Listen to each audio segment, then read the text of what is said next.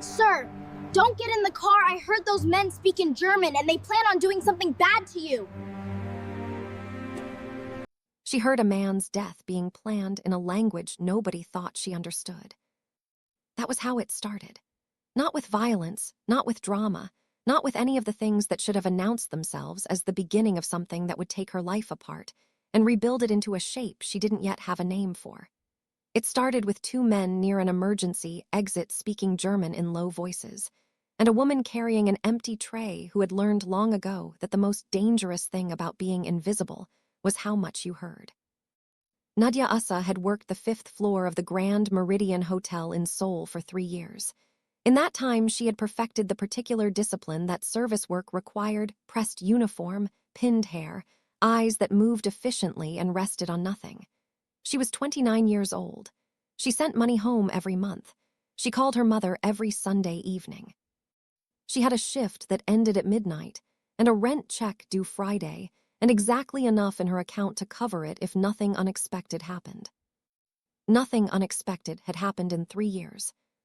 She was returning an empty tray to the service kitchen when she passed the East Corridor exit and heard them.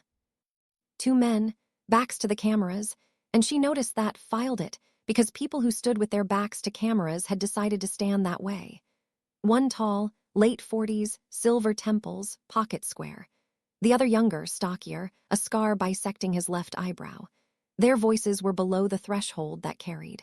They were speaking German with the confidence of people who believed German was a private language in Seoul.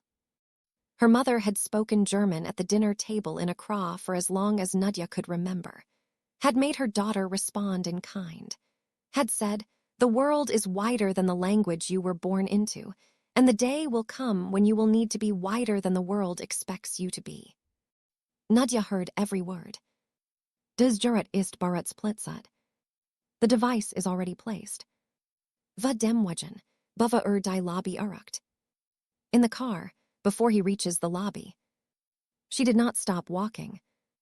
3 years of invisibility kept her feet moving through the service door, kept her face neutral, kept her body in the grammar of a woman carrying an empty tray back to kitchen. She pushed through the door and stood alone in the service corridor beyond and listened to her own heartbeat and the sound of the ventilation system and the distant muffled noise of the event on the other side of the wall. She stood there and thought about staying silent. She thought about it seriously, completely. She gave it the full weight it deserved because she was not a reckless person and she understood what stepping into this would mean. She thought about the rent check, her mother's medication, the refill due next week, the specific pharmacy that had the right generic, the schedule pinned to her refrigerator with a magnet shaped like the Eiffel Tower from a trip her mother had never taken but had always wanted to. She thought about a man she didn't know walking to a car that was already waiting to kill him. 4 seconds. She went back through the door. The lobby was 3 floors below and a different world entirely. She took the staff elevator, stripped her white service gloves, tucked them in her apron pocket. She needed to think clearly. She needed to be fast without looking fast. She needed to find the right person in a building full of people whose right and wrong looked identical from the outside. The elevator opened. She saw him immediately. Not because he was loud or large or dramatic. The opposite. Park Yeowon stood near the main entrance speaking quietly to a man in a dark suit, and the entire lobby was subtly, unconsciously reorganizing itself around him. The way a room adjusts its breathing when the pressure changes, the way iron filings orient without touching. He was lean, medium height, charcoal blazer, no tie. His face was almost calm. Almost. His eyes were doing something the rest of him wasn't. They were moving across the lobby in a continuous, unhurried sweep, cataloguing, assessing, registering everything and discarding nothing. They were the eyes of a man who had survived long enough to understand that the thing that killed you was always the thing you'd decided wasn't worth watching. She crossed the marble floor toward him. 2 of his men intercepted her before she reached him. Shifted, barely, professionally, one hand rising. She didn't slow down.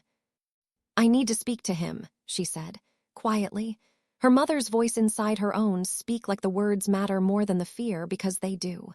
"Right now." "Miss." Someone placed a device in his car. Even, precise. 2 men, 5th floor East Corridor, German, they said before he reaches the lobby. She held the man's eyes. He is almost at the lobby. Silence. The man looked at her, the way people looked at things that didn't fit the pattern they'd prepared for. Then Park Yeon turned his head. He looked at her. She felt it land, that gaze. Not threatening, not warm, something more precise than either.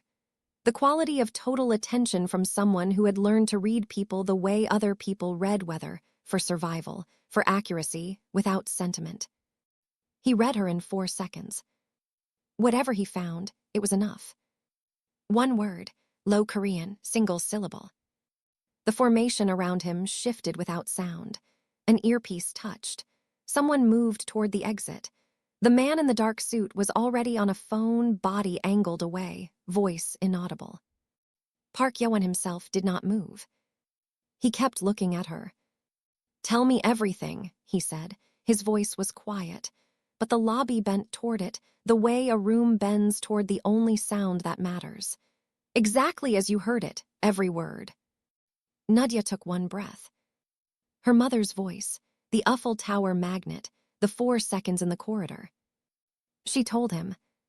She didn't know, standing in that marble lobby with the chandeliers burning gold above, and the city pressing dark against the glass beyond, that those 4 seconds had already set something in motion that no one in the building, not the men upstairs, not the man in front of her, not the patient and dangerous man across the city who had planned all of this over 3 careful years, could stop. She only knew she had gone back through the door.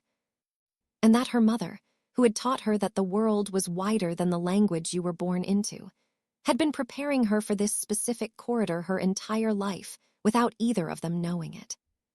They moved her in 4 minutes flat. She didn't see the mechanics of it, didn't see the signals passed, or the positions taken, or the quiet choreography of people who had practiced for exactly this kind of moment. 1 minute she was standing in the lobby. The next she was in a room that the hotel's public architecture had no record of, reached through a corridor behind a panel that looked like wall, down a staircase that didn't appear on any guest map, into a space that had been designed with one purpose, to contain whatever happened inside it completely. No windows, a long table of dark wood, chairs that cost more than her monthly salary. The air was cooler here, filtered, carrying the specific silence of a place engineered to swallow sound. 2 men stood at the door. They hadn't introduced themselves. They hadn't spoken at all. They stood with the particular stillness of people who had been trained to be present without being visible, which she understood now, with a clarity that 3 years of service work had given her, was its own kind of power. She sat on the chair they'd indicated, placed her hands flat on the table. Old habit. Ground yourself to something solid when everything else is moving beneath you. She breathed. She counted the things she knew. 2 men speaking German, a device in a car, a name, Park Yeon, that had made the lobby reorganize itself, a room beneath a hotel that didn't exist on any map, her hands on dark wood. She was still counting when he walked in. He wasn't rushing. That was the first thing she registered, and the thing she kept coming back to, the complete, almost architectural absence of urgency in how he moved. He had just learned that someone had placed a device in his car, that his death had been planned and scheduled, and was waiting for him in a parking structure 3 floors below. And he walked into this room the way he walked into every room, with the measured certainty of a man who had already decided how the next hour would resolve, and was simply moving through the steps required to confirm it. He pulled out the chair across from her, sat, one hand on the table, jacket gone now, white dress shirt, sleeves folded precisely twice at the wrist, nothing out of place, nothing performed. He looked at her. Not the way people looked at someone they just pulled out of a lobby and locked in a room. Not with assessment or suspicion or the particular condescension of power examining something smaller than itself. He looked at her the way she imagined a person looked at a document that contained something they hadn't expected to find, with attention that was total and unhurried and entirely without agenda. Like she was worth reading carefully. "Your name," he said. Nadia Osei. She kept her voice level. 5th floor service staff, 3 years. He nodded once, filing it. The two men, described them. She did. She was precise because precision was the first thing her mother had taught her, and the last thing she had ever unlearned. A survival skill that had predated tonight by 29 years. She described them in sequence. The tall one first, late 40s, silver at the temples, dark suit with a pocket square positioned at exactly the angle of someone who cared about the pocket square. Then the younger one, stockier. A scar bisecting his left eyebrow in a clean diagonal line, the kind of scar that had healed well, which meant it had been treated well, which meant he had access to good medical care, which meant he wasn't the kind of person who operated cheaply. She described their positions relative to the cameras, the angle of their bodies, the deliberateness of it. Park Yi-won listened without interrupting once, without moving, without the small performative signals most people used to show they were paying attention, the nods, the small sounds, the shifting weight. He simply listened, completely, the way a room listened. When she finished, he said, the German, word for word. Das Gerät ist bereits platziert, vor dem Wagen, bever die Lobby erreicht. She translated without being asked. The device is already placed, in the car, before he reaches the lobby. Something moved behind his eyes. Brief, controlled. The opening and closing of something in the space of a single heartbeat, there and gone before she could name it. But she had seen it. She was certain she had seen it. Your mother taught you, he said. She looked at him. How did you? You translated without hesitation, but you didn't think in it. You heard and processed simultaneously without effort. His eyes stayed on her. That's not a language you studied. That's a language someone gave you before you were old enough to choose it. She held his gaze. She was a linguist. She said the world was wider than the language you were born into. A pause. Those men didn't think anyone could understand them. People never do, he said quietly. It's their most consistent mistake. He stood. She thought he was done with her, that the machinery of his world would take over now, and she'd be handed to someone else, processed, released with a firm instruction to forget the evening. She thought about the rent check, about the shift she hadn't finished, about the completely ordinary life waiting on the other side of this room like a coat she'd left at the door. Stay here, he said. I need to finish my. Your shift is finished. Not harsh, not a command wrapped in aggression. Just the way things were, rearranged by the weight of his certainty, the way furniture rearranged itself around a room's center of gravity. You'll be compensated for the full evening. No one enters or exits until I return. He moved toward the door. Stopped. Turned back, not fully, just enough. And what she saw in his face in that partial turn was not softness exactly, but the recognition of something human that he hadn't set aside. You crossed that lobby, he said, knowing what was on the other side of it. He paused. Most people decide that's not their problem. It was somebody's problem, she said. That seemed like enough. He looked at her for one more second. Then he was gone, and the door sealed behind him with a soft compression sound that told her everything she needed to know about what the door was made of. She waited 40 minutes. The first 10 she spent being calm, or performing calm, which amounted to the same thing when performed consistently enough. The next 10 she spent studying the room, the absence of visible cameras, though she assumed they existed because a room like this always had eyes. The single ventilation panel above the far wall, the way the sealed door sat flush with the frame, no gap, no light beneath it, engineered for total containment. The final 20 she spent thinking about the two men upstairs. About what happened to people who overheard things they weren't supposed to hear. About the 12 seconds between slowing her steps and pushing through the service door, 12 seconds that were, she understood now, almost certainly on a camera somewhere. Played back already. Analyzed. The door opened. A woman entered. Mid-30s, Korean, all black, the kind of black that wasn't a fashion choice but a functional one. Posture that suggested military or something adjacent, not rigid, but settled, the posture of someone who had long ago made peace with the weight they carried. She set water and food on the table with the efficiency of someone who understood that a person who hadn't eaten since 7 needed to eat, and sat across from Nadia with a tablet and the specific stillness of someone who had done this many times in many rooms. "Min," she said, "not my name is, just the name placed between them like a tool." "Nadia," Nadia said. "I know," Min opened the tablet. "I have questions. Do I have a choice?" Min looked up. Something shifted in her expression, not warmth exactly, but the acknowledgement of a person asking a real question and deserving a real answer. "You can leave right now," she said. "The door isn't locked. No one would stop you." Nadia looked at her steadily. "And if those men upstairs already have the camera footage, if they've already seen me slow down in that corridor?" Min set the tablet down. "Then leaving," she said, "would be the last decision you ever made well. No drama, no threat, pure geometry, the cold, clean logic of a situation stating its own terms. Which you already understand, which is why you're still sitting there." "Ask your questions," Nadia said. Min asked them. Nadia answered every one, thoroughly, precisely, without embellishment and without omission, because she understood instinctively that this was not the moment for either.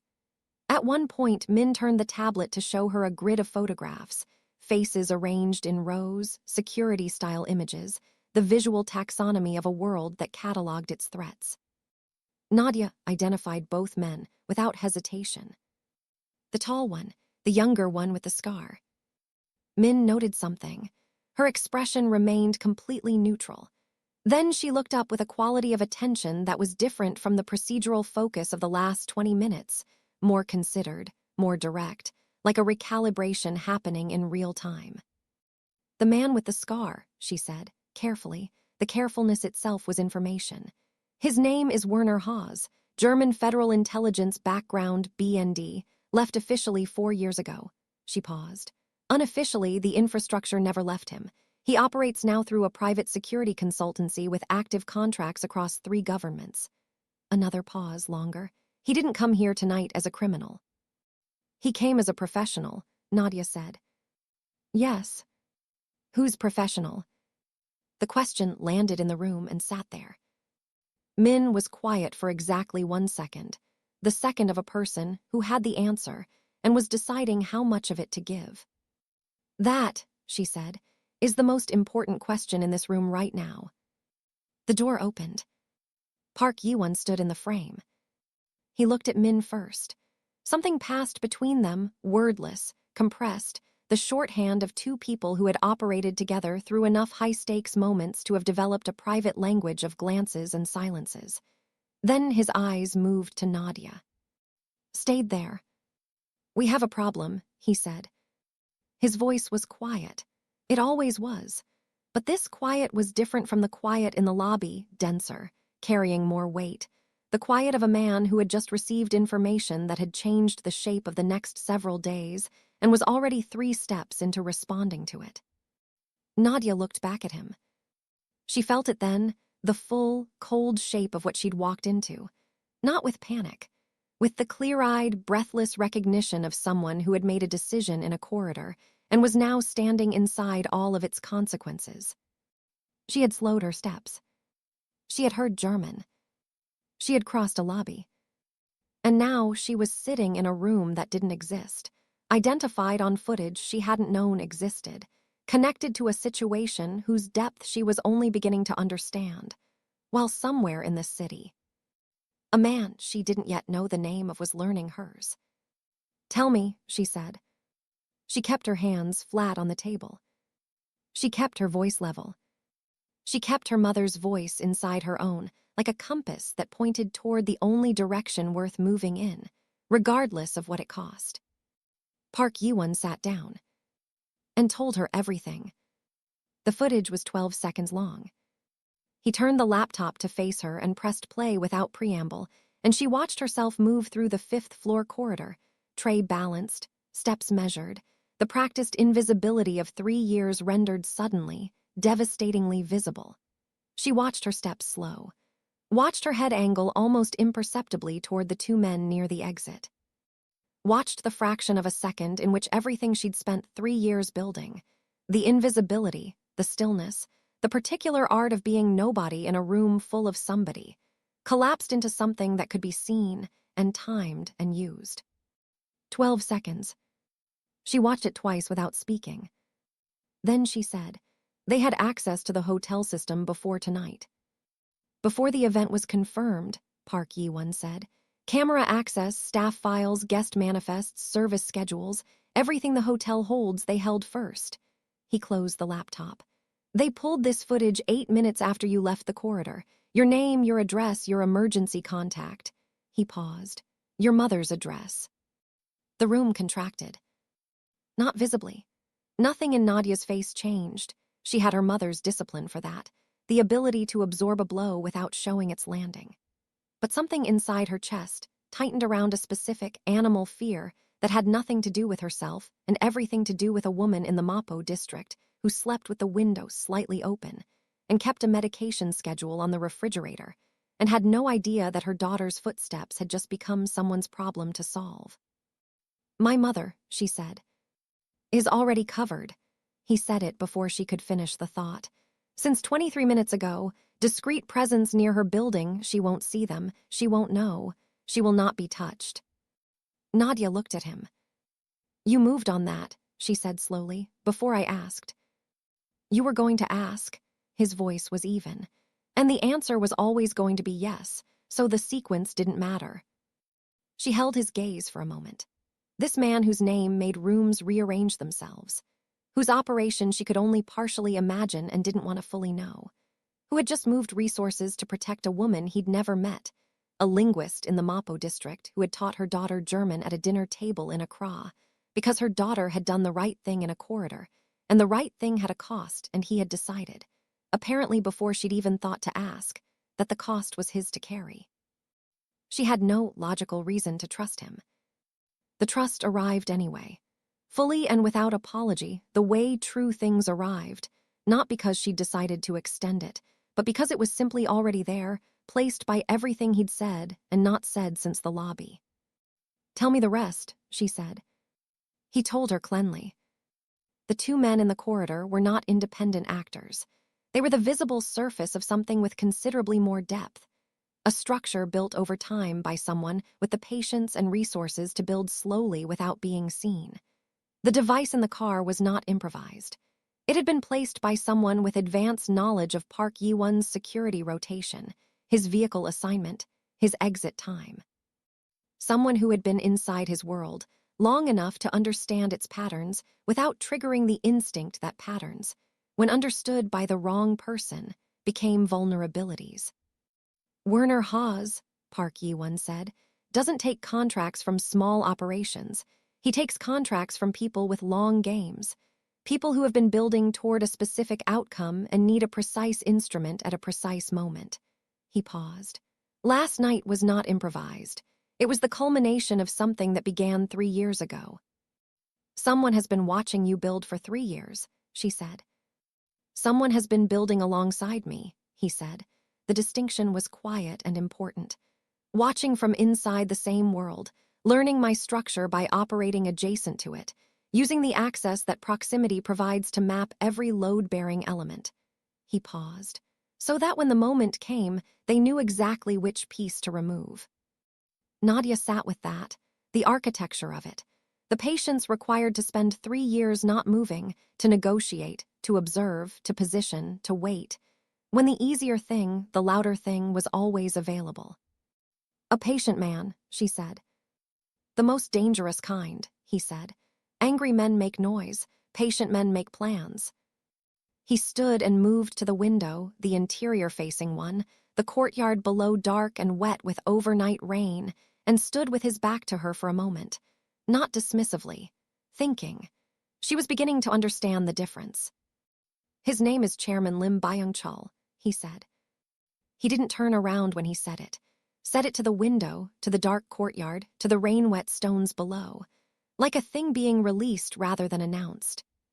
He runs a holdings conglomerate that is the surface of something considerably less clean. He approached me 3 years ago, merger, he called it. Consolidation. The language of legitimate business applied to something that has never been legitimate. He turned back. For 3 years I declined. For 3 years he accepted the decline and returned with a different offer. Each offer was more generous than the last. Each one was also more specific, more detailed about the internal structure of my operation than any outsider should have been able to be. He paused. I understood what the offers were. They were measurements. He wasn't trying to buy me. He was trying to understand me. And last night was the end of the measuring, Nadia said. Last night was the moment he decided he understood enough. He looked at her. A summit, key figures from multiple operations in the same building. My removal at that specific moment would have created an immediate vacuum that he'd spent 3 years positioning to fill before anyone understood what had happened, before the structure could close around the gap. He paused. It was elegant, patient, perfectly timed. But you're still here, she said. Because you slowed your steps, he said simply. The room was very quiet. She looked at her hands on the table, thought about the corridor, the tray, the 4 seconds, the rent check and the medication schedule and all the ordinary weight of an ordinary life that had been sitting in her chest when she pushed back through that service door. What does it mean for me now, she said. The full truth, not the version that keeps me calm. He came back to the table, sat, closer than before, elbows on the dark wood, voice dropping not for secrecy but for weight, for the specific gravity that honest things required. Your apartment is not safe tonight or any night until this is resolved. Your name is in their system and they know you heard something and they know you acted on it. He held her gaze without flinching. Lim will not send another operative blindly. He will want to understand what you know and who you've told it to before he decides what to do with you. That gives us a window. He paused. A small one. How small? Days, not weeks. She nodded slowly. And my mother, the security you put on her. Stays until this is finished. Non-negotiable. She looked at him. You said non-negotiable like it was already decided. It was decided the moment you walked into this room, he said. Some things don't require deliberation. She held his gaze for a long moment. Then she said, All right, what do you need from me? They moved her within the hour. A change of clothes materialized. Her locker at the hotel was cleared before she thought to ask about it. Min handled her phone with quiet efficiency, modified. She said briefly, clean now, untraceable, and told her she could make one call if she needed to. She called her mother. She kept it light, a work thing, a colleague's place for a few days. Her mother asked if she was eating and Nadia said yes, and her mother said you never eat properly. I can tell from your voice, and Nadia almost smiled, and it almost broke her completely. The specific, unbearable tenderness of being known that precisely by someone that far away, so she ended the call before it could. Pressed the phone against her sternum for a moment after, then gave it back to Min. The building they took her to looked like nothing from the outside. A converted structure in a quieter district, no signage. The kind of facade that accumulated in city blocks without anyone noticing or remembering. Inside was different, clean lines, controlled light. The geometry of a space where security was the first language and comfort was what remained after security had been satisfied. Her room was small but not unkind. A bed, a frosted window, a bathroom with hot water she stood under for 7 minutes and felt the last several hours attempt to leave her body through her skin. On the small table when she came out, a tray of food, still hot, and tea she hadn't asked for and hadn't mentioned wanting. She stood in the middle of the room and looked at it. Someone had noticed it was nearly midnight, that she hadn't eaten since 7.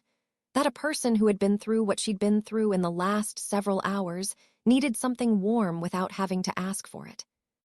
She sat on the edge of the bed and pressed her hands flat against her knees and breathed.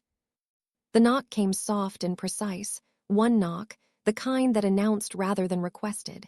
She said, "Come in." Park Yuan stood in the doorway. He didn't enter, stayed in the frame, a deliberate boundary she noticed immediately and filed, because deliberate things about this man were always worth filing.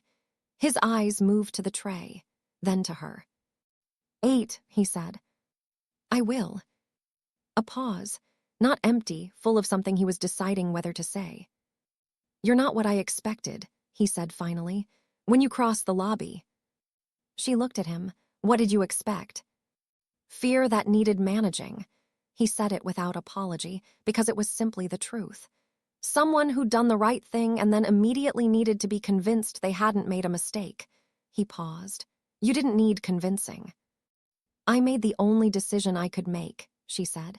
The fear was there. I just decided it didn't have the floor. Something moved in his expression. Not softened, deepened. The way a room deepened when light changed its quality without changing its quantity. Where did you learn that? He said. Same place as the German, she said. My mother. He stood in the doorway and looked at her for one more second. That quality of attention, total and unhurried, like something being read carefully at the place where the meaning was densest. Then he pulled the door closed. She didn't sleep for a long time. She lay in the dark and listened to the building breathe. The distant, purposeful movement of people who didn't sleep, the low frequencies of a place permanently partially awake, and she thought about Chairman Lim Byung-chul. She thought about a man patient enough to spend 3 years measuring before moving. About the kind of mind that could sustain that could sit across negotiating tables and smile, and make offers and return when declined, all while building a map of the person across the table precise enough to eventually destroy them. She thought about what it meant that such a man now knew her name. Not as a target exactly, as a variable, an unexpected one, the kind that appeared in the margins of careful plans and required attention because unattended variables had a way of becoming the reason careful plans failed. She was the reason his careful plan had failed. She understood, lying in the dark in a building she didn't know, that this made her something he needed to resolve. She fell asleep thinking about patience. About what happened when a patient man ran out of time. Upstairs, in a room she'd never see, Park Yi-won sat across from Min and looked at a photograph. Silver-haired, composed, the face of a man who had spent 60 years practicing the appearance of legitimacy until the practice and the thing had become indistinguishable from the outside. How long has he been building this? Park Yi-won said. 3 years active, Min said. Longer in conception. He looked at the photograph for a long time. Chairman Lim Byung-chul looked back at him from the photograph with the composed, patient expression of a man who believed he was still the one holding the timeline. He didn't know yet that in a room below, a woman who spoke German because her mother had believed the world was wider than the language you were born into, had just agreed to see this through. He didn't know that the variable he needed to resolve had just become the thread that would unravel everything he'd built. He would know soon. Park Yi-won set the photograph down. 3 days, he said quietly, to the room, to himself, to the particular weight of what was coming. 3 days to end what 3 years had built. She found him in the courtyard on the second morning. Not by arrangement. She had woken before anyone expected her to, before the building's rhythms had shifted from night mode to day, before Min's knock, before the operational machinery resumed its compressed precision. She had lain in the dark for 20 minutes listening to herself breathe, and then gotten up because lying in the dark had stopped being useful. She had found the courtyard through a door Min hadn't specifically told her not to use. Small, interior-facing, enclosed on all 4 sides by the building's own walls. A narrow rectangle of pale gray sky above. Rain-dark stones beneath. A single wooden bench along the far wall that looked like it had been placed there by someone who understood that people in high-pressure situations needed one place that wasn't operational. She stood in it and breathed. The air was cold and clean and carried the smell of wet stone and something green, a plant somewhere, persistent, growing in a crack between the paving and the wall. She focused on that smell. Let it be the only thing for a moment. He was already there. She hadn't seen him when she entered. He was standing at the far edge near the bench, still enough that he'd registered as part of the architecture rather than a person. He was looking at the strip of sky above with his hands at his sides, and his coffee cup held loosely, and the expression of a man who was using the looking as cover for thinking. He heard her and turned. For a moment, they simply looked at each other across the wet stones. No logistics between them. No threat assessment. No operational necessity providing the structure that had held every previous interaction in its shape. Just two people in a cold courtyard in the gray before dawn, and the particular quality of a silence that didn't need filling. He crossed to her and held out the coffee cup without speaking. She took it. He went back inside and returned with another, and they stood in the pale morning quiet, and she thought that this specifically, was the strangest thing that had happened to her since the corridor. Stranger than the room beneath the hotel. Stranger than learning her name was already in the hands of a professional who hurt people for money. Stranger than all of it. Standing in a courtyard with the most dangerous man she'd ever met. Sharing coffee in a silence that felt like something they'd arrived at together, rather than fallen into by accident. "Tell me something true," she said. She wasn't entirely sure why she said it. Maybe because everything for 36 hours had been operational information, logistics, threat architecture, and she needed something that was just human, just real. Just two people talking before the day became what it was going to be. Not about Lim, not about what happens next, something that's just true. He looked at her. That quality of attention, total, unhurried, like she was worth reading carefully, and he was in no rush to reach the end. She'd cataloged it over the last day and a half. The way it made you feel simultaneously seen and calm, which should have been contradictory but wasn't. "I grew up in Incheon," he said. "My father worked the port. I spent my childhood watching cargo ships and believing they were the most powerful things in the world." He looked at the strip of sky above them. "I understand now that the power was never in the ships. It was in knowing what they carried and where it was going.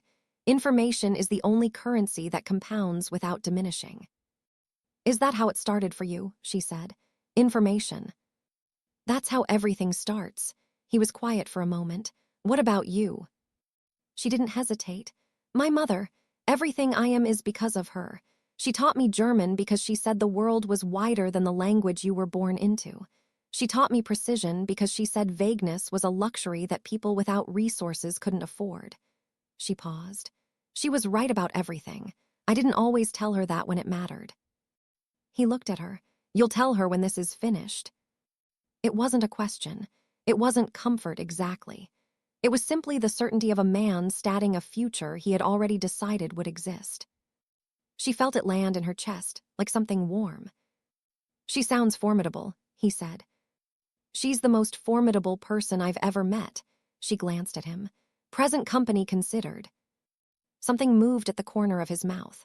Not quite a smile, the suggestion of one, brief and controlled and entirely real.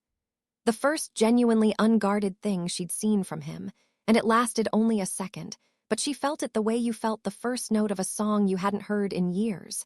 Recognition moving through you before your mind caught up with what it was recognizing. They finished the coffee. Went back inside. The morning moved into its operational shape around them, and the moment closed the way all real moments closed, without announcement, leaving something behind in the air that hadn't been there before. She carried it through the day like a coal in her pocket, small and warm and carefully not examined. Min came for her at 9. "Testimony preparation," she said. "We're going to go through everything you heard, multiple times, forward, backward, in sequence, out of sequence, in English and in German." She sat across from Nadia at the room's small table with her tablet and her compressed efficiency. "The person who receives your account needs to find no variation across repetitions. Every time it holds perfectly, it becomes harder to challenge." "And it will be challenged," Nadia said. "Aggressively," Min said, without softening it. "Lim has legal infrastructure that most governments would envy. His first move when this reaches any formal process will be to attack the account rather than deny the facts. He'll try to find inconsistency, contamination, motive." She looked at her steadily. "We need your account to be bulletproof." They worked for 2 hours. Nadia gave her testimony forward and backward, and from the middle. She gave it in English and then in German.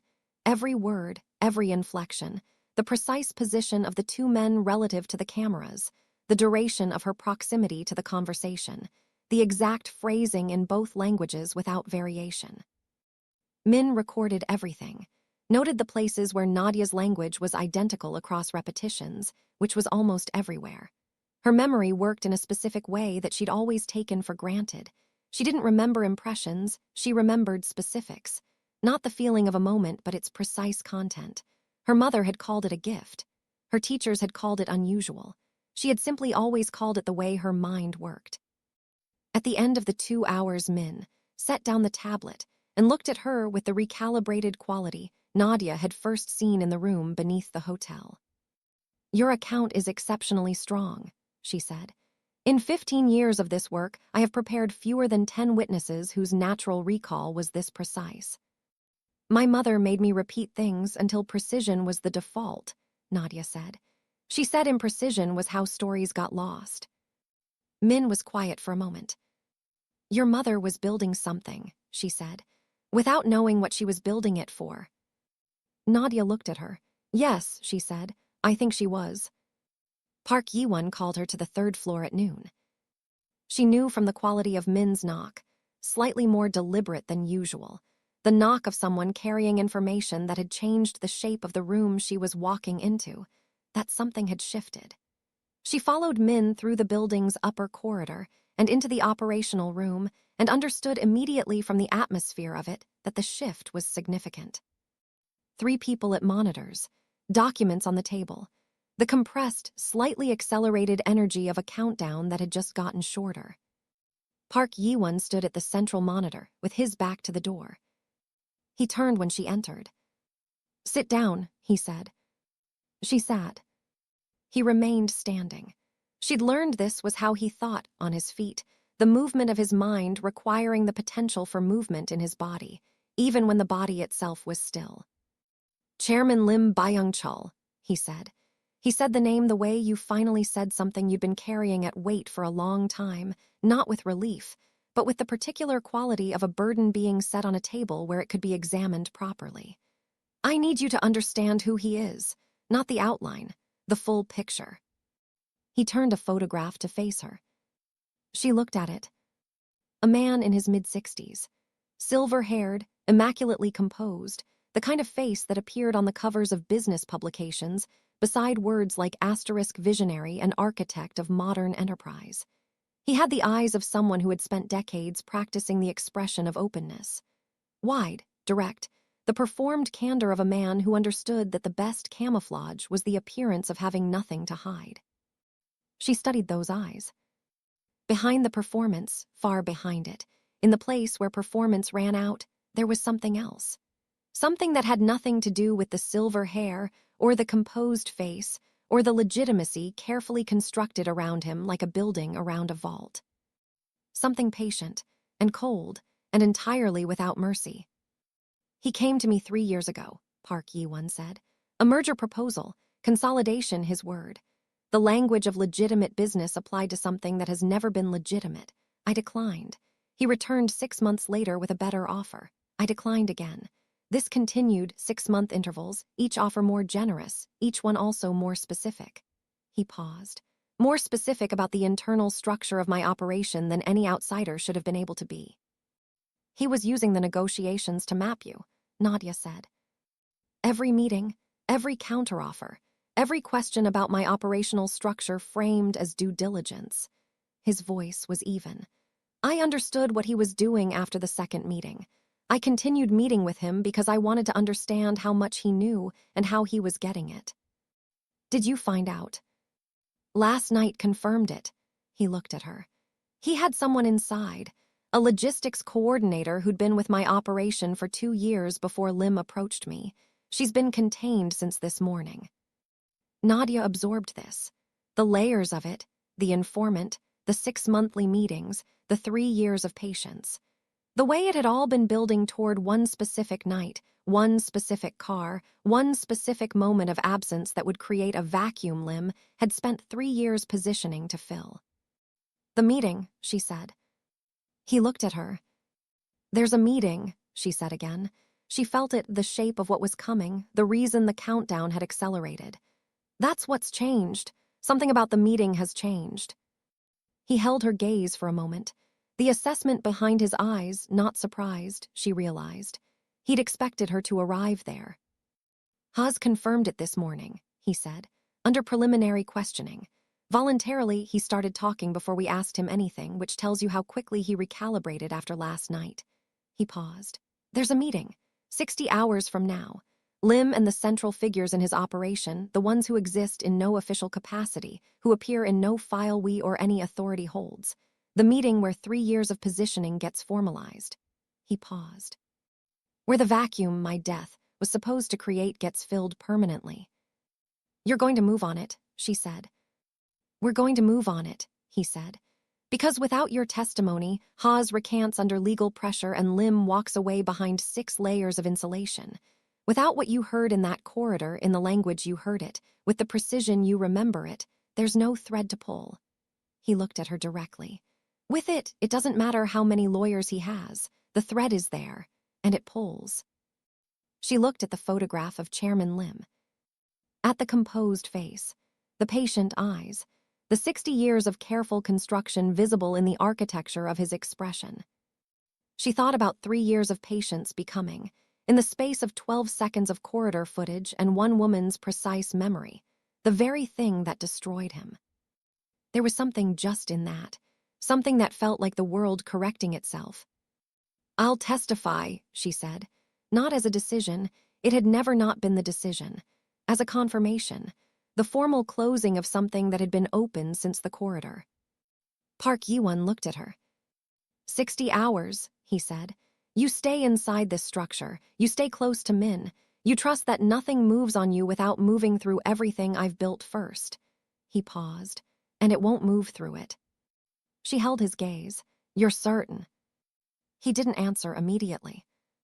He crossed to the window, stood with his back to her for a moment, looking at the courtyard below, the rain-dark stones. The small, persistent plant, growing in the crack between paving and wall. When he turned back, his expression was the most unguarded she'd seen it outside the courtyard that morning. I have been certain of very few things in my life, he said quietly. I am certain of this. She believed him. Not because she was naive. Not because fear had reduced her to needing something to hold.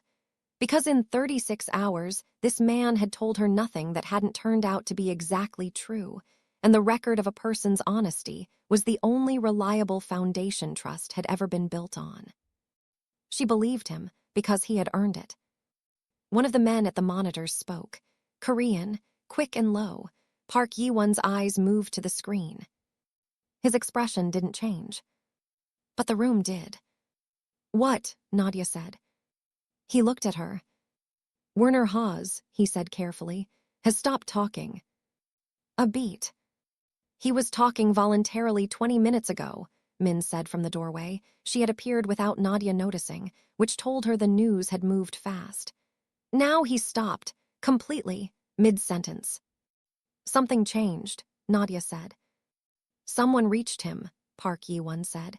Inside the containment, which means Lim has someone inside this building. The room contracted around that sentence. Nadia looked at Park Yi-won. He was already moving. Not running, never running, but with the specific acceleration of a man whose structure had just been compromised and who was 3 steps ahead of the compromise before anyone else had finished processing it. He stopped at the door, turned back to her. Stay in this room, he said. Do not open that door for anyone but Min. His eyes held hers for 1 second. In that second she saw it, the thing she'd been catching in fragments since the lobby. Not fear. Never fear. Something more controlled than that and more human. The look of a man who had just understood that the person sitting across from him was inside the radius of something he needed to make sure didn't reach her. The look of a man who had decided. Then he was gone.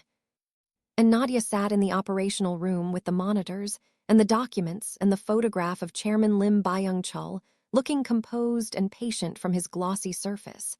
And she pressed her hands flat against the table, and she breathed, and she thought about 60 hours and what they contained, and she did not look away from the photograph. She looked directly at it, at the patient eyes behind the performance. I heard you, asterisk, she thought. In a corridor you thought was empty, in a language you thought was private. I heard every word. And I remembered all of it. Outside, Seoul moved through its gray afternoon, enormous and indifferent. In a legitimate office in a legitimate building, Chairman Lim Byung-chul sat behind his legitimate desk and made a phone call that lasted 47 seconds. The countdown was still running, but it was no longer only his. The building felt it before anyone said a word. That was the only way Nadia could describe it afterward. Not an alarm, not a raised voice, not a single visible thing that changed. Just a shift in the atmosphere of the place, subtle and total, like pressure dropping in the seconds before a storm that hasn't announced itself yet. The people who worked here felt it move through them before their minds caught up with what it meant. Conversations stopped mid-sentence. Doors that had been open were quietly, precisely closed. Bodies that had been loose became still in a specific way. The stillness of people who had been trained to conserve movement when movement became expensive. She was at the small table in the operational room when it happened. She felt it in her chest first. A compression, the specific physical sensation of a situation tightening around its own center. Then Min was at the door. "With me," she said. "Now." Not running. That was the thing Nadia had learned to read in this building. The speed of something was not in how fast people moved, but in the quality of how they moved at their normal pace. Min was moving at her normal pace with a quality that said every second was load-bearing. Nadia stood immediately and followed. "Haas," she said. "Werner Haas and two others," Min said. They were moving through the upper corridor now, away from exterior walls, toward the interior of the building's architecture. On foot, 1 block. They've been watching the building since dawn, we knew that. We let them watch because watching told us what they understood about the structure. She paused. They've stopped watching. They're coming in. They're already deciding how. The second floor had an alcove at the north end that Nadia hadn't noticed before, set back from the main corridor, angled away from every exterior wall, positioned with a sightline through a narrow interior window to the ground floor below. Min placed her there and stood beside her, and Nadia understood without being told that this position had been selected in advance. That Min had known, before tonight, exactly where she would put the person she needed to keep most protected if the building was breached. She looked through the narrow window at the ground floor below. 4 of Park Yi-won's people visible at intervals, stationed with the casual precision of people whose positioning looked incidental and wasn't. She knew there were more she couldn't see. The building had a grammar she'd been learning since she arrived, and she understood enough of it now to read the ground floor the way you read a sentence you knew the language of not every word, but enough to understand what it was saying. It was saying, "We are ready." "Where is he?" she said. She didn't specify. Min knew. "3rd floor," Min said. "North side." "He should be." "He's exactly where he needs to be." Min's voice was level and certain. "He doesn't move to the threat. He lets the threat move to him. That's not instinct, it's architecture." She touched her earpiece briefly. "Trust the structure." Nadia pressed her back against the alcove wall and breathed. She thought about architecture, about the difference between a building you inhabited and a building you had built, how the builder knew every load-bearing wall, every weakness, every place where the structure would hold, and every place where it only looked like it would. How you could design a space that looked like it had vulnerabilities where it had none, and hide the actual vulnerabilities where no one thought to look. Park Yi-won had built this structure. Werner Haas was about to walk into it thinking he understood what he was walking into. She breathed. She waited. The first sound came at 11:47 p.m. She knew the time because she had been watching the clock on the wall of the alcove, not from anxiety, but because precision was the thing she reached for when everything else was uncertain, and knowing the exact time something happened was a form of precision she could hold on to. 11:47 p.m. A compression from somewhere below and to the north, not loud, softer than she'd expected, which was itself information. A door, reinforced, opened by someone who knew how to open reinforced doors without the sound announcing itself. The sound of a professional entry. Clean. Practiced. The sound of someone who had done this many times in many buildings. Then silence. The specific silence of multiple people in a space, not moving, reading the environment before committing to it. She'd read about this, the way trained operatives entered a space. First the compression, then the pause, then the assessment, then the decision about which way to move. She counted the silence. 4 seconds. Then movement. Below, the subtle shift of weight on flooring, 3 sets of footsteps, she thought, moving in a spread formation, not single file. Professional. Cautious. Moving toward the interior of the ground floor with the deliberateness of people who had mapped this in advance and were confirming the map against reality as they moved. Min touched her earpiece, listened. Her face gave nothing. Then Park Yi-won's voice came through the earpiece. Nadia couldn't hear the words, only the frequency of them, that specific quiet. And something in Min's posture shifted by a fraction that only someone who'd been watching her for 2 days would catch. Something was about to happen.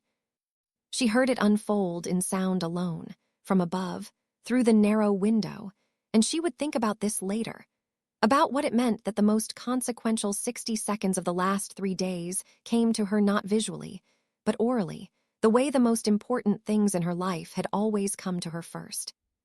First, a voice, Korean, low and completely calm, one of Park Yi-won's people, ground floor, North Corridor. A single sentence, not a warning, a statement.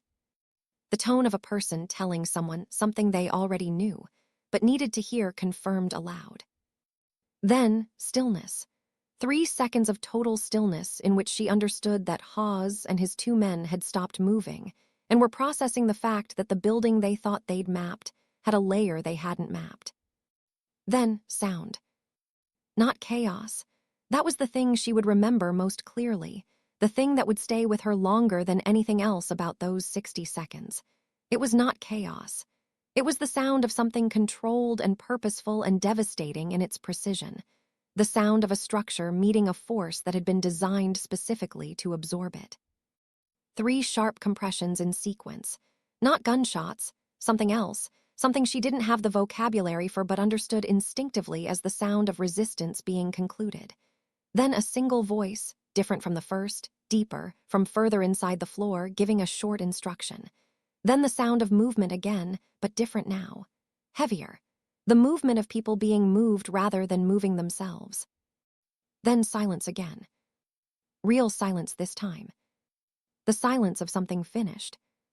43 seconds from first compression to last sound.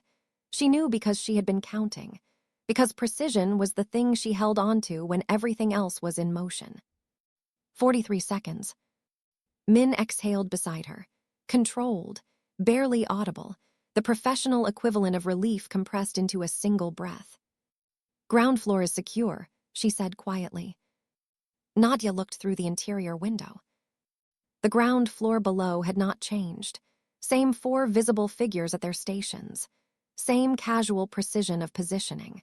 The only difference was that 2 of them had moved slightly, repositioned to the north side, bodies angled differently, and one was speaking quietly into an earpiece. No chaos, no visible damage, no evidence to the untrained eye that anything had happened at all. That was the craft of it. That was what Park Yi-won had built, a structure so considered that it absorbed a professional breach and closed around it without leaving a mark. They never reached the 2nd floor, Min said. How? Nadia said. They entered through the north service access, which is where Hawes's surveillance indicated the structural weakness was. Min looked at her steadily. It was designed to look that way. The actual reinforcement is layered 2 meters inside the access point, invisible from any external assessment. They walked through a door that opened easily and into a corridor that had been waiting for exactly them. She paused. 3 against 11.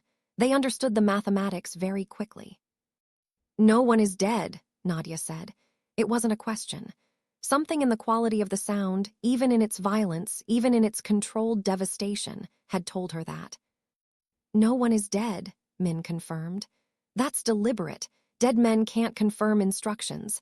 Dead men can't name the person who gave the order. Ha's alive and talking is worth more than Ha's silent and gone. She paused. He'll understand that too very quickly, and he'll make the only decision available to him. He'll talk, Nadia said. He'll tell us everything, Min said. Park Yi-won came to her himself. Not Min, not one of the suited men, him. He appeared at the entrance of the alcove, and she saw him before he saw her, 1 second in which she observed him unguarded, before his eyes found her in the recessed dark. In that 1 second, she saw what the last 43 seconds had cost him, not physically, not visibly, but in the specific quality of a man who had just run a structure through its most critical test and was standing in the immediate aftermath of it. He looked, for 1 unguarded second, like a person. Then his eyes found her, and the architecture reassembled itself, and he crossed to the alcove and stood in front of her, and looked at her with an assessment that moved from operational to something less categorizable in the space of 2 seconds. He was checking. Not for physical injury, he could see she was physically intact. He was checking for something harder to measure, whether the last 43 seconds had done something to her that couldn't be seen from the outside. I'm all right, she said, before he could ask. Something in him settled. A fractional, nearly invisible settling, the release of a tension she hadn't known he was carrying until it left him. Come, he said. The ground floor north corridor. He took her there himself, which she hadn't expected. The space was clean, no visible evidence of what had happened, the building's grammar already reasserting itself over the event, closing around it the way water closed around a stone. But at the far end of the corridor, in the sealed room beyond the north access point, through the small window in the reinforced door, she could see Werner Haas. He was sitting in a chair, hands secured.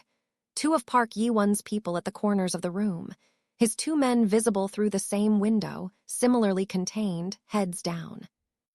Haas himself was not looking down. He was looking directly at the door. His expression was not what she'd expected. Not rage, not defeat, not the aggressive vacancy of someone refusing to engage. It was the expression of a man rapidly and methodically revising his understanding of where he was and what his options were. The expression of a professional recalibrating in real time. She had seen that expression once before.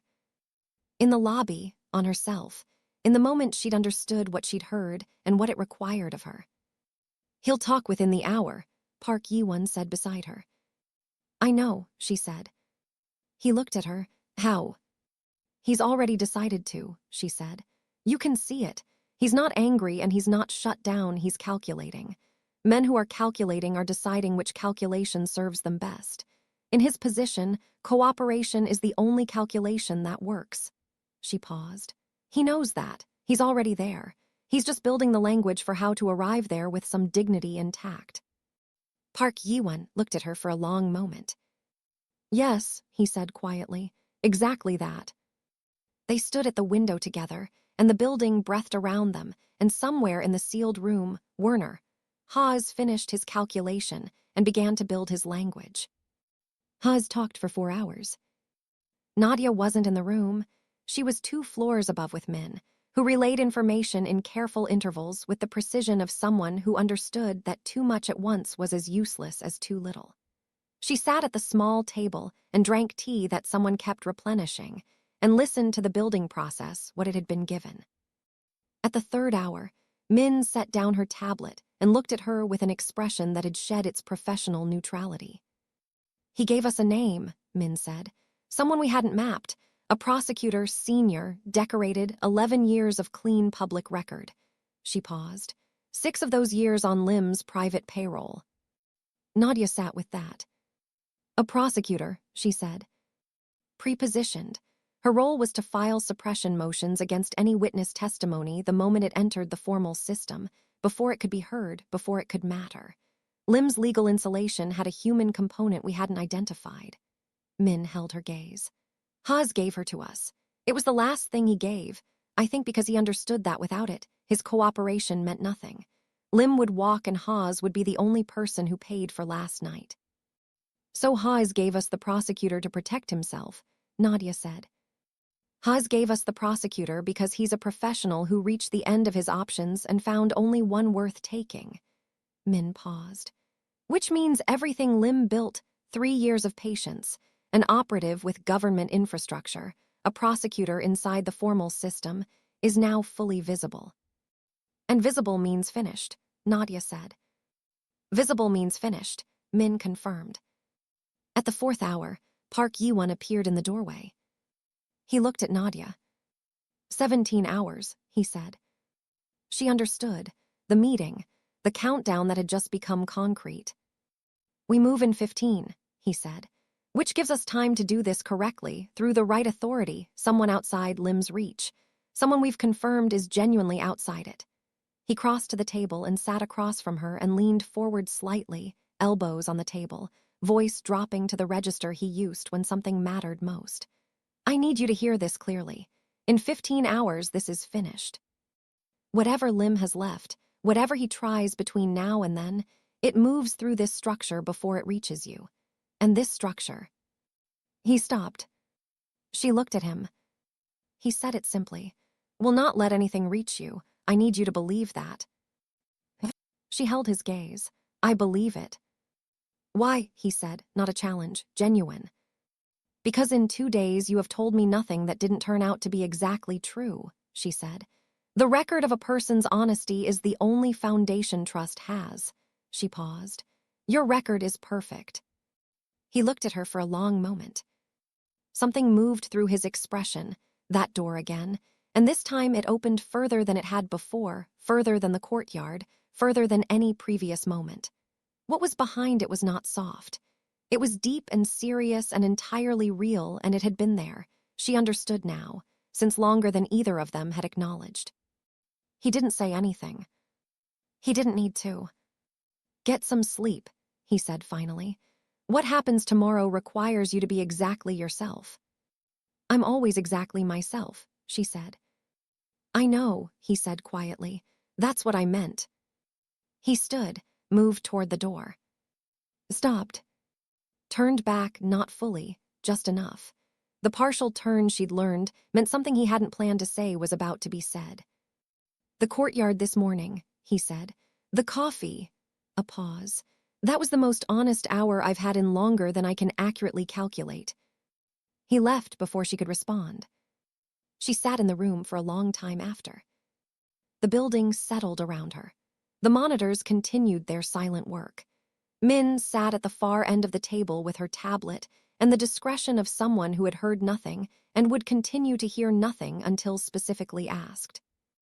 Outside, Seoul moved through its deep night, enormous, indifferent, continuing its own story around the edges of hers. Somewhere in a legitimate building, Chairman Lim Byung-chul was receiving word that Haz was contained and talking. She thought about what that felt like, 3 years of patience encountering the specific, irreversible sensation of a structure coming apart at the exact point you'd believed was most secure. She thought about the plant in the courtyard crack, growing in the place it wasn't supposed to be able to grow. 15 hours. She went asleep. And for the first time since the corridor, she slept without counting anything. She woke to silence, so complete it felt intentional. Not the silence of a building at rest. She knew that sound now, its low frequencies, its distant, purposeful movements. This was different. The silence of a building holding itself. The silence of 17 hours becoming one, and the 1 hour becoming now. She lay still for a moment and let herself feel the full weight of it, the last 2 days pressing down and then lifting, the way a held breath lifted when you finally released it. She had been carrying the corridor with her since the moment she pushed back through that service door. The tray, the 4 seconds, the German. She had carried it through the room beneath the hotel and the car, and the building that looked like nothing and the courtyard, and the 43 seconds, and all the hours of waiting that were the hardest part, because waiting required you to hold everything without being able to move. Today she could move. She got up, washed her face, dressed, sat at the small table and ate the breakfast that had been left outside her door, still warm, which meant someone had timed it precisely, which meant nothing in this building happened without intention. She thought about her mother, about the long call she would make when this was finished. Not a brief one, the kind where you let the silences sit because you didn't need to fill them and the presence of the other person was enough. The kind where you said the things you'd been holding because there was always going to be another Sunday, another call, another chance, until the moment you understood with full clarity that the chances were not infinite and the things worth saying were worth saying now. She would tell her mother she had been right about everything. About the German, about precision, about the world being wider than the language you were born into. About the particular, irreducible courage of doing the right thing when the easier thing was available. She would tell her all of it. Min came at 7. Not with a tablet, not with operational information. She came with 2 cups of coffee and set one on the table in front of Nadia and sat across from her, and for a moment they simply existed in the same space without the structure of logistics between them. Today, Nadia said. Today, Min confirmed. Tell me exactly what happens. Min looked at her with the direct, unvarnished quality that had been constant from the beginning. The quality Nadia had come to understand was Min's form of respect. You'll be taken to a secure facility outside Lim's network. The authority receiving your testimony has been independently verified, 3 separate confirmation processes over the last 18 hours. He is genuinely clean. She paused. You give your account exactly as you've given it to me. In English, then in German. You answer questions with the same precision. You don't embellish. You don't soften. She paused again.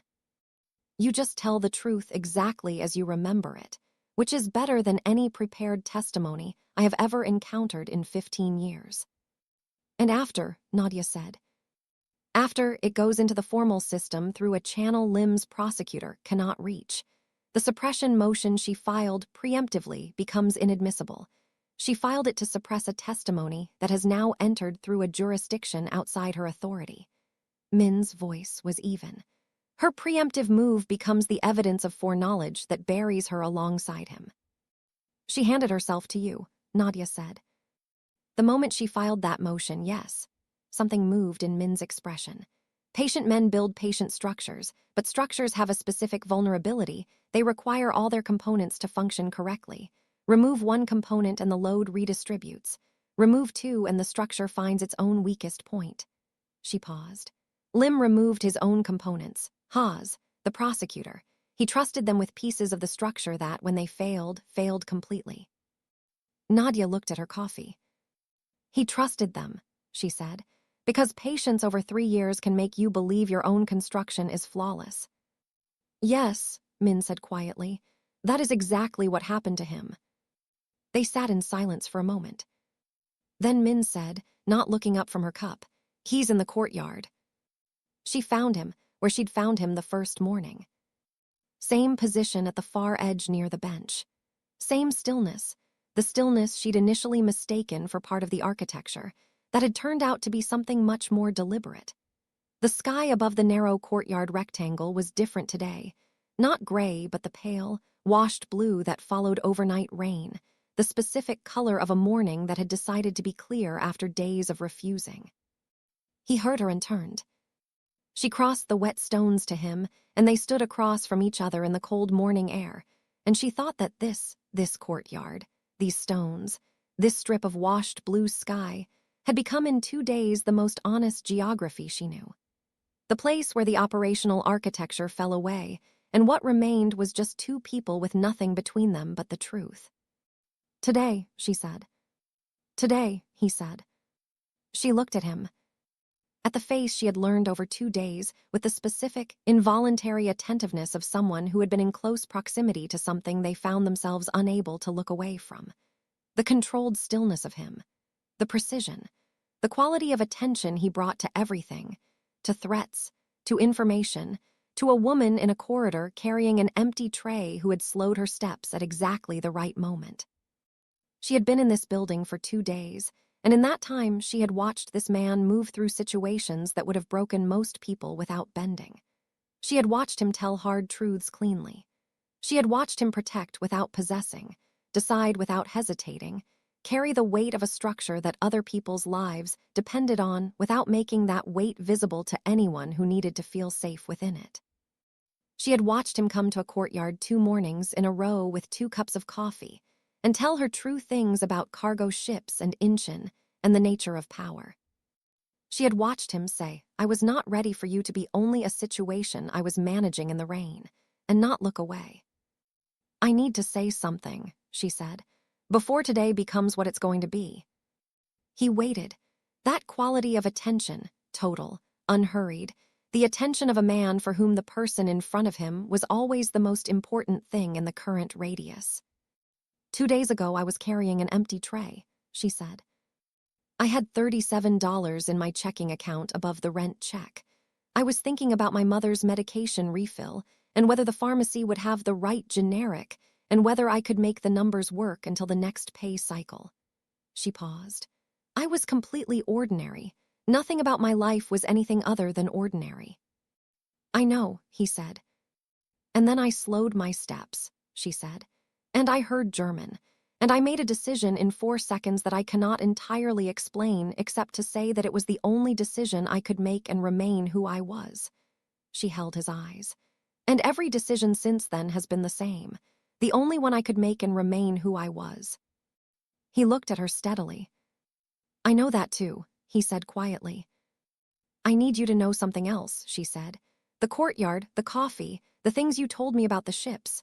She paused. "Those weren't small things, not to me. In the middle of something that could have been only fear and logistics and threat, you made it also human, consistently, without being asked." She paused again. "That's not nothing. I need you to know I know it's not nothing." The courtyard was very quiet. Park Yi-won looked at her for a long moment, longer than calculation, longer than the professional silences she'd catalogued, longer than any previous pause. This was the pause of a man standing at the edge of something he had been precise about maintaining distance from, looking at the distance, understanding it was already gone, and deciding what to do with that understanding. When he spoke, his voice was quieter than she'd ever heard it, quieter than the lobby, quieter than the room beneath the hotel, the quiet of something said from a place he didn't often speak from. "I have built my entire life," he said slowly, "on the principle that precision is protection, that if you understand something completely, if you map every variable, account for every contingency, know every load-bearing wall, then nothing surprises you. Nothing catches you without a response already prepared." He paused. "It has served me. For a very long time, it has served me completely." He looked at her. "You surprised me," he said. "Not in the lobby, I processed the lobby. I processed you as information and acted on it, and that was the function working as designed." He paused. "It was afterward, in this building. The way you moved through 2 days of this without losing a single essential thing about yourself. The way you became more precise under pressure instead of less. The way you sat across from me in that first room and said I decided the fear didn't have the floor like it was simple." Something moved through his expression, deep and serious and real, the most unguarded she had ever seen him. "I have met very few people in my life whose presence made me feel that the world was slightly more navigable than I'd understood it to be." He held her gaze. "You are one of them," he said. "That is not a small thing either." The pale blue sky above the courtyard was very still. She felt the words land, not with surprise, because she had felt them coming in frequencies below language since the first morning, but with the specific, profound weight of something true being said aloud for the first time. The weight of it was not light. It was not the lightness of romance or infatuation or the easy electricity of 2 people in proximity. It was heavier than that, more serious. The weight of 2 people who had seen each other clearly under the worst possible conditions and found that what they saw held. She didn't reach for him. He didn't move toward her. That wasn't what this moment was. Not yet, maybe not for a long time, because they were standing at the beginning of something that had no clear map and the next several hours still ahead of them. And neither of them was the kind of person who mistook a beginning for an ending. But she held his eyes. And she said, "When this is finished, the courtyard every morning." Something shifted in his face. That almost smile, the suggestion of one, brief and controlled and entirely real and entirely his. And behind it, something that had no name yet but was serious and deep and already decided. Every morning, he said. A decision, not a promise wrapped in uncertainty. A decision made in the quiet, certain way he made all decisions. Final, unambiguous, his. They moved at 9. The car was black and unmarked, and she sat in the back with Min and watched Seoul move past the tinted windows. Enormous and indifferent, and entirely unaware that somewhere inside its gray morning, a thread was being pulled that would unravel 3 years of patient, careful, devastating construction. The facility was unremarkable from the outside. Inside, 3 people in suits introduced themselves by title. They had the focused, specific attention of people who understood the weight of what they were about to receive. Nadia sat across from them and placed her hands flat on the table. Her mother's hands. The same shape, the same stillness under pressure, the same quality of being fully present in a moment regardless of what the moment cost. She told them everything. She told it forward, and she told it in sequence, and she told it precisely, the way she had told Min, the way she had told Park Yi-won in the lobby, the way she had practiced until precision was not effort but default. Then she told it in German. Her mother's voice inside her own, the rolled consonants, the clipped syllables, the language of a dinner table in Accra that had been building toward this specific room for 29 years without anyone knowing it. Dus Gerrit ist bereits platziert, voor dem wagen, bever die Lobby erreicht. The room was completely silent when she finished. One of the suited figures looked at another. The look of people holding something they understood would matter for a very long time. Thank you, the first one said. Nadia nodded. She was done in 38 minutes. Clean, precise, unassailable. The account of a woman who spoke German because her mother had believed in wider worlds, who had a perfect memory because her mother had believed in precision, who had been in that corridor because she needed a paycheck and had slowed her steps because she was the kind of person who noticed things and could not pretend she hadn't. 38 minutes to deliver what 3 years of patient construction could not survive. Chairman Lim Byung-chul was taken at 11:23 in the morning. Not dramatically, not with the chaos that his 3 years of careful work might have suggested he deserved. He was taken from the private elevator of his legitimate building in his legitimate suit, surrounded by the full, immaculate architecture of his respectability. Lawyers, assistants, the surface of 60 years of careful construction. And none of it made any difference because the thread had been pulled, and the structure had found its weakest point, and collapsed inward with the specific, quiet totality of things that had been built on a foundation that was always, underneath everything, a lie. Seo Yeonjai, the prosecutor, was taken 40 minutes later. The motion she had filed preemptively, designed to bury testimony before it could breathe, became the document that confirmed her foreknowledge. The thing she had built to protect Lim became the evidence that buried them both. The 2 international partners were already gone. Men like that had finely tuned instincts for the precise moment a structure began to come down. They had felt it in the 47-second phone call. They had been moving since before Haas talked. It didn't matter.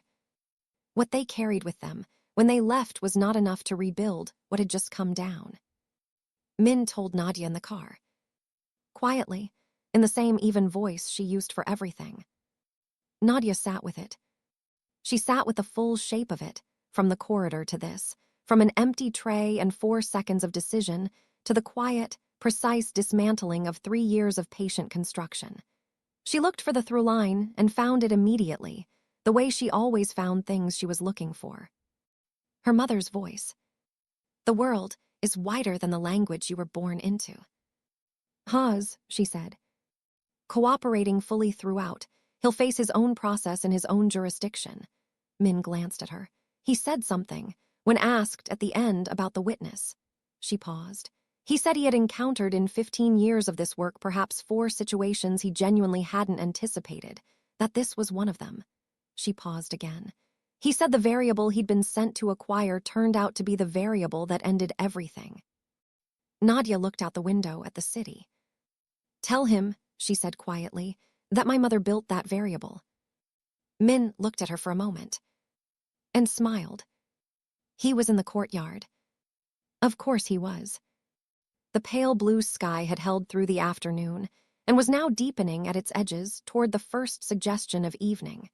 That specific blue that existed only in the 20 minutes between day and dark. The blue that felt like something exhaling after holding itself for too long. He was standing at the far edge near the bench. He turned before she reached the courtyard entrance. He always knew, she understood that now, would always understand it, the way he felt the shift in a space before it was visible, the way he was always already oriented toward whatever mattered most in the current radius. She crossed the stones to him. They stood across from each other in the deepening light, and she looked at him, really looked, with nothing between them now. No logistics, no threat, no countdown, no operational necessity providing the structure that conversation required when the real things were too large to approach directly. He looked back. It's done, she said. It's done, he said. She felt it then, the full, physical release of something she had been carrying since the corridor. Not dramatic. Not the collapse of someone who had been holding beyond their limit. Just the quiet, profound settling of a weight finally set down. The specific bodily sensation of surviving something that had required everything you had and finding, on the other side of it, that you were still entirely yourself. Her eyes filled. She didn't look away. She didn't apologize for it or perform control she didn't feel. She let it happen the way her mother had always told her to let real things happen, fully, without management, because the things worth feeling were worth feeling completely. He didn't look away either. He didn't offer words or comfort or the polished performance of knowing what to do with someone else's emotion. He simply stood across from her in the deepening blue light and let her be exactly what she was in that moment, which was a person who had carried something heavy across an impossible distance and had arrived, finally, at the place where she was allowed to put it down. That was the thing she would remember most. Not what he said, what he didn't do. He didn't look away. After a moment, she took a breath, long and slow and complete, her mother's breath, the kind she had taught her for the moments when you needed to return to yourself from wherever the storm had taken you. She came back. My mother, she said, her voice was steady. The security comes down in 2 weeks, he said. She was never in real danger. The presence was always precautionary. He paused. She never knew. I know, she paused. I'm going to tell her everything. Good, he said. She looked at him. She's going to want to know who you are. Something moved in his face. What will you tell her? She thought about it. About cargo ships in Incheon and a father who worked the port, and the understanding that power was not in the ships, but in knowing what they carried. About a courtyard and 2 cups of coffee and true things said in the gray before dawn. About a man who had told her nothing but hard truths and moved resources for her mother before she asked twice and stood in a doorway, and said I was not ready for you to be only a situation I was managing, and meant every word of it. I'll tell her, she said, that I met someone who understood that the world was wider than the language you were born into. She paused. She'll know what that means. He looked at her for a long moment. Will she approve? He said. And there was something in it, something beneath the question, something almost careful, almost uncertain, something that was so unlike every other quality she had observed in him over 2 days that it landed in her chest like the first note of something she was going to spend a long time learning. She'll want to meet you, Nadia said. She'll make you repeat things until you're precise. She'll ask you hard questions and expect real answers. She held his eyes. You'll like her. I think, he said quietly, that I already do. The blue deepened above the courtyard. Seoul moved around them, enormous and indifferent, and continuing its own vast story around the edges of theirs, the way cities always did, the way the world always did, because the world did not stop for the moments that changed everything inside it. But inside the courtyard, inside the deepening blue, something had stopped. Something had arrived. She thought about the corridor, the tray, the 4 seconds, the German.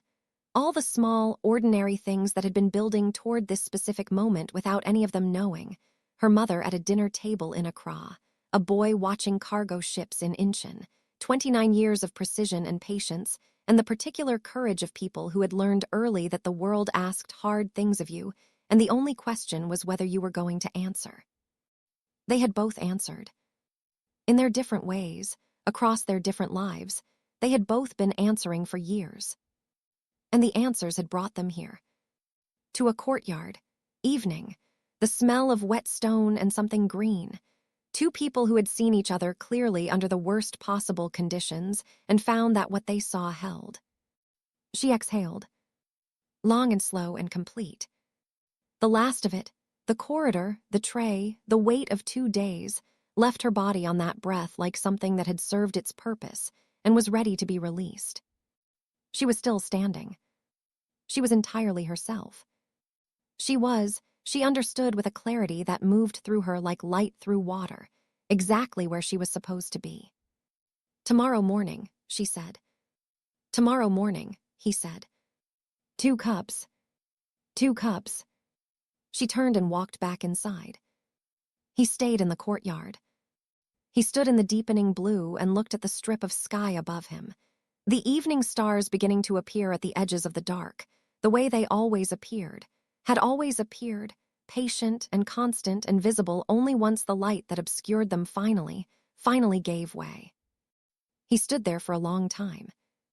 And for the first time in longer than he could accurately calculate, the weight he had been carrying, the structure, the responsibility, the particular solitude of a man who had built a world that kept other people safe by ensuring he stood between them and everything that wanted to come through, felt, not lighter exactly, but shared.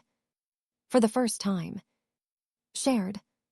Somewhere across the city, 3 years of patient construction was being documented and catalogued and reduced to the evidence it had always been underneath the legitimacy.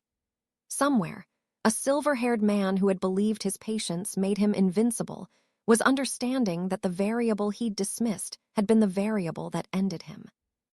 And in a building that looked like nothing from the outside, a woman who spoke German because her mother had believed the world was wider than the language you were born into was calling a number she knew by heart, waiting for a voice she'd missed for 2 days, ready to say all the things she had been saving for when this was finished. The phone rang twice. Her mother answered on the 3rd ring. "Nadia," the voice warm and immediate and slightly surprised the way it always was, like a gift that hadn't stopped arriving. "I was just thinking about you." "I know," Nadia said. She sat on the edge of the bed, in the small room with the frosted window. She let the silence sit. And then she began.